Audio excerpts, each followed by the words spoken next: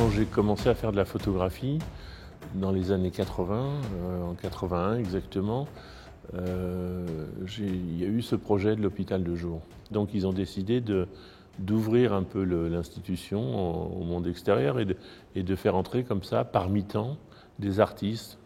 Donc il y a eu du théâtre, il y a eu du dessin et moi j'ai fait de la photo. Et très vite aussi j'ai donné des appareils photo aux enfants, chose qui ne se faisait pas à l'époque. Et ces photographies des enfants sont extraordinaires. Si je veux vous représenter, si je veux représenter quelqu'un, culturellement, je vais d'abord montrer son visage. Alors que les enfants sont absolument capables de montrer la main sur le genou, la chaise sur laquelle on est assis, etc. Et il y a un jour, un des enfants prend son appareil photo, le met sous son cou, il me regarde et il fait des photos. Donc ça veut dire que ça passe par son cou et donc ça passe par son corps, quoi. Et pour moi, ça a été un moment assez extraordinaire parce que j'ai compris que la photographie, c'était pas forcément l'intelligence de l'œil, la pertinence comme ça de la découpe, du cadrage, etc. Mais qu'on pouvait photographier avec son corps et que la photographie, c'était aussi un rapport de corps à corps, quoi. Comment je pose mon corps devant le corps de quelqu'un d'autre, à quelle distance et comment ça peut produire des images, quoi.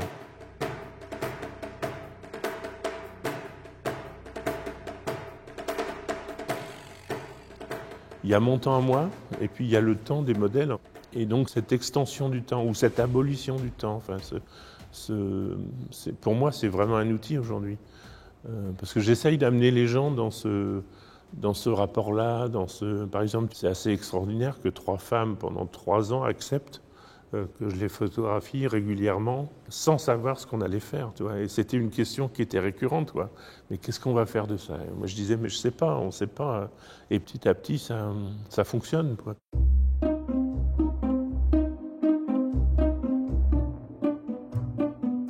Pour moi le territoire c'est les hommes. Un territoire il peut pas exister s'il n'y a pas une présence humaine, s'il n'y a pas une parole. Le Cornillon, c'est un territoire, c'est un espèce de truc bizarre entre Paris et Saint-Denis. Et je savais que sur ce terrain habitaient des gens depuis très longtemps. Au bout d'un moment, j'ai commencé à faire des photos des cabanes et petit à petit, les gens vous repèrent, machin, etc. Et j'avais l'impression que ces gens étaient sauvés par la nature. Et donc petit à petit, je suis rentré en contact avec eux et à tel point que c'est eux qui me disaient « mais fais des photos, si t'es photographe, fais des photos ». Parce qu'on a passé un temps incroyable.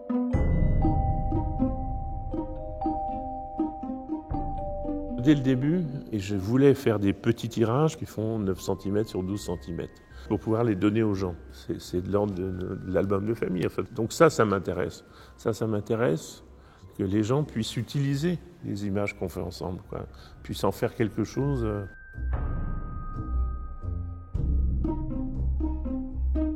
Il y a d'abord Ne pas plier, je dirais que c'est une réaction commune avec Gérard Paris-Clavel, Vincent Perrottet.